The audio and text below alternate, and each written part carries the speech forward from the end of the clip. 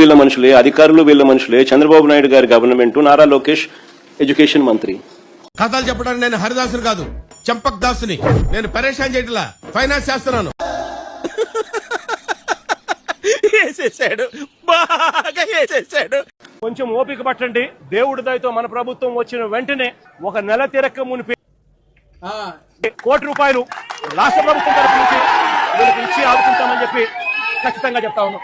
ఎక్కడో కొడుతుంది సీనా. అబే కొట్టే సోయుండి మాట్లాడుతున్నావా లేదంటే సోయి లేకుండా మాట్లాడుతున్నావా? ₹1 మన ప్రభుత్వం వచ్చిన తర్వాత ఇచ్చానంటున్నావే, ఏమి ఇప్పుడు ఏమి మీ బిడ్డ చూడు చూడు చూడు చూడు సరిగా సరిగా సరిగా చూడు సరిగా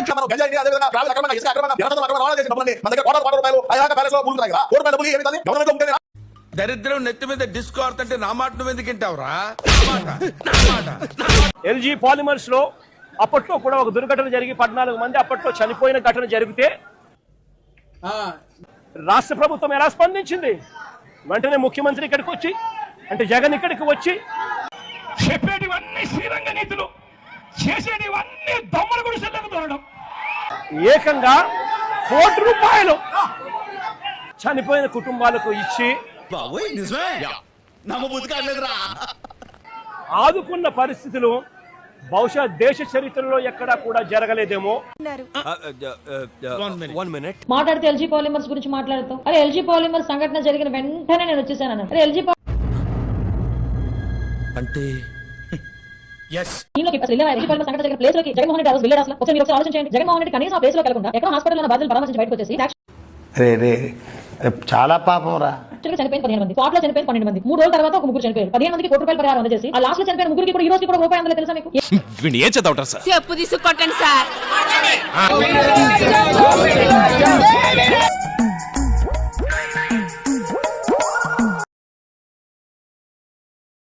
హ్యాట్స్ ఆఫ్.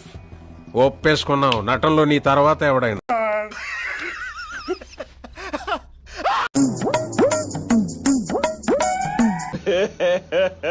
ఇంకోసారి పనా పాట అన్ని చుట్టేసి వస్తాడు నారదుల్లాగా.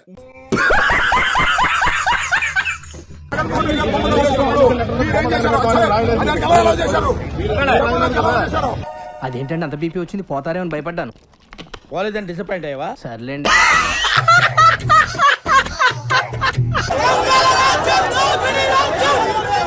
ఇదేంటైతే? అరే నీ అబ్బా. ఇంకో ఆయన ఉన్నాడు పాప, సినిమా యాక్టర్, మన లోకేష్ గారి బ్రదర్. ఈశ్వరుడు నోరిచ్చాడు కదా అని చెప్పి ఇష్టం వచ్చినట్టు వాగేయడమే. జగన్మోహన్ రెడ్డి గారి నుంచి మాటలు మాట్లాడతాడు. ఏంటి సార్ అది? జగన్మోహన్ రెడ్డి గారి నుంచి మాటలు మాట్లాడతాడు. ఇదేవాడండి బాబు, ఆయన ఎదవని చెప్పేసుకుంటున్నాడు. ఆయన గురించి ఆయన తెలిసినంత మనకు తెలియదు కదండి. చంద్రబాబు నాయుడు గారికి ఒకటే చెప్తా ఉన్నాను.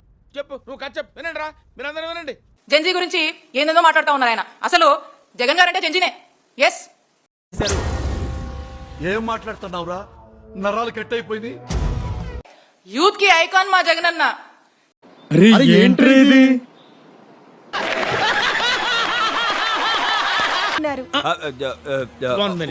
తీవ్రంగా గాయపడిన వాళ్ళకి 25,000 అంట, మామూలుగా గాయపడిన వాళ్ళకి 10,000 అంట. ఒకవేళ అవసరం అయితే 1,00,000 ఇస్తే ఇవ్వండి, లేకపోతే లేదు. ఇది స్ట్రోక్ మీద స్ట్రోక్. అనవసరంగా ఎదవనైపోయానన్న. మరి అదే నా ఎదవతనంతో పోల్చుకుంటే నీ ఎదవతనం ఒక ఎదవతనం అంటారా? మనల్ని మనమే బాగు చేసుకోవాలి, మన ఇల్లు మనమే శుభ్రం చేసుకోవాలి, మనకు సంబంధించినటువంటి అన్ని విషయాల్లో మనమే బాగు చేసుకోవాలి. ఇంకో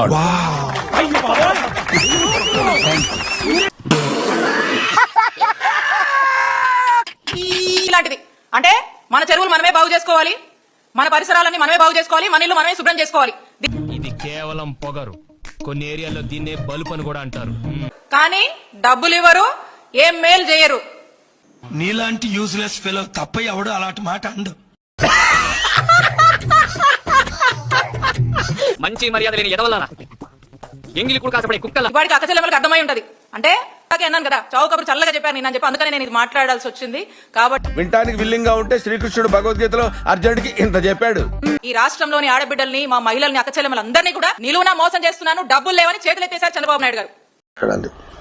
ఏమి తెలియకుండా జఫారా అనేలాగా నువ్వు నాతో మాట్లాడుకో. చీటింగ్, మోసము, దగ, రెడ్ బుక్ అంటే మీరు గుర్తొస్తారండి.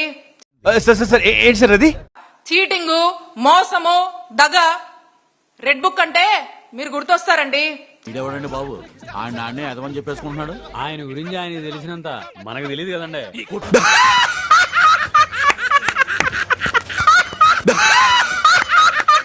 అన్నిట్లో దగా డిఎస్సి, దగా ఎస్సీ ఎస్టీ మైనారిటీ, దగా ఆడబిడ్డ, దగా మహిళలు, దగా నిరుద్యోగులు, ఇక దగా అమరావతి, దగా రాయలసీమ, దగా ఉత్తరాంధ్ర. ఇది ఈ రోజున ఫ్లాష్ బ్యాక్. మీరు సైబరాబాద్ లో పెట్టిన చెట్టు ముక్క సార్ నేను. మీరు సైబరాబాద్ లో పెట్టిన చెట్టు ముక్క సార్ నేను.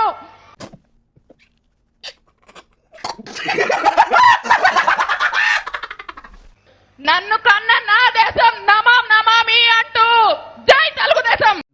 సార్ ఏంటి సార్ అది? నన్ను కన్న నా దేశం నమాం నమామి అంటూ జై తెలుగుదేశం.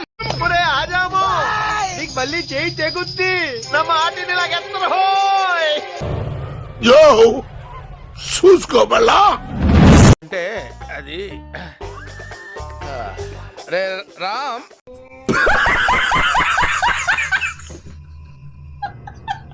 దేనికొచ్చారమ్మా ఇదంతా? జగనన్న వస్తాను. చూసానయ్యా, ఇది చూసేసాను. ఈ జన్మకి చాలు. నేను పోతానయ్యా, నేను పోతాను. నాకు ఇది వద్దన్నయ్యా, నేను పోతాను అన్నయ్య, నేను పోతానన్నయ్య. డబ్బులు ఇచ్చారమ్మా వచ్చినందుకు? 100 రూపాయల నీ చుట్టూ ఎవరు ఆటో మటు ఇంటికి కట్టిన పనిచేసి అంటే అది రే ఆటలాడుతుంది, పాటలు పాడుతుంది, డాన్స్ వేస్తుంది, అని కూతలు పెడుతుంది. 1 minute. ఆటలాడుతుంది, పాటలు పాడుతుంది, డాన్స్ వేస్తుంది, అని కూతలు పెడుతుంది. చంద్రబాబు నాయుడు మీద కక్ష సాధిస్తోంది జగన్మోహన్ రెడ్డి ప్రభుత్వం. కరెక్ట్ గా చెప్పి. కానీ ఒక దరిద్రుడు ఉన్నాడు, సైకో జగన్. జగన్మోహన్ రెడ్డి పేరు చెబితే ఒక్క స్కీమ్ కూడా గుర్తురాదు, అన్ని స్కామ్లే గుర్తొస్తాయి. 100% కరెక్ట్ అండి. ఈ రాష్ట్రంలో ప్రజలకి అర్థం కాక ఓడిపోయామా, లేదా ఈవీఎం మిషన్లు వీళ్ళు మేనేజ్ చేసి ఓడిపోయామా? 151 వచ్చినప్పుడు ఈవీఎం అని చెప్పుకోవచ్చు కదా.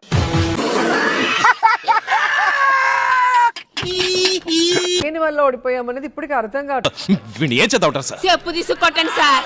100%. ఎందుకంటే చంపేదరా వీళ్ళంతా మారరా. అన్నం ఉడికిందా లేదా అని అన్నం మొత్తం చూడడం అవసరం లేదు, ఒక మెతుకు చూస్తే చాలంటారు. 10 ఏళ్ల నుంచి ఉడుకుతూనే ఉన్నాను, నా మెతుకు పట్టుకోవాలనిపించలేదా? నేను నా నియోజకవర్గం వరకు మాట్లాడతాను. అసలు ప్రజలతో సంబంధం లేని వ్యక్తి, చాలా మందికి ఎమ్మెల్యే ఇతనా అనేది కూడా తెలియని వ్యక్తి.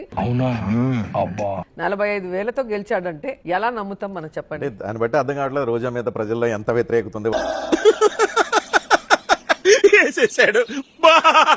వైఎస్ఆర్సీపీలో ఈ రోజుటి వరకు జగన్మోహన్ రెడ్డి గారు మీరు వీళ్ళని తిట్టండి, ఇది మాట్లాడండి, ఇలా చెయ్యండి అని ఏ రోజు కూడా చెప్పింది లేదు.